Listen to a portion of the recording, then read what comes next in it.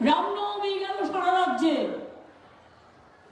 মুর্শিদাবাদের ঘটনা আমি যদি বলি পরিকল্পিত ঘটনা, আজ সকাল থেকে সব ন্যাশনাল মিডিয়া আর রিজিওনাল মিডিয়াকে বলে দিয়েছে একতরফাভাবে সংখ্যালঘুদের বিরুদ্ধে মিথ্যে কথা বলতে আর হিন্দু মুসলমানের বিভাজন করতে।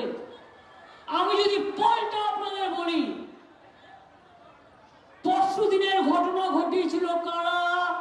আমি চ্যালেঞ্জ করে বলছি বিজেপি। একই জায়গায় তারপরের দিন গিয়ে প্রথম অ্যাটাক করলো কারা? বিজেপি এমএলএ দলবল নিয়ে গিয়ে। আপনি রামনবমীর মিছিল করতে গেছেন, অস্ত্র নিয়ে আক্রমণ করতে আপনাকে কে বলেছে? কে অধিকার দিয়েছে? মা দুর্গায় অধিকার দেয়নি। মা দুর্গা অসুর বধ করেছিল। আপনাদের মতো অসুরদের বধ করার জন্য মা দুর্গার প্রয়োজন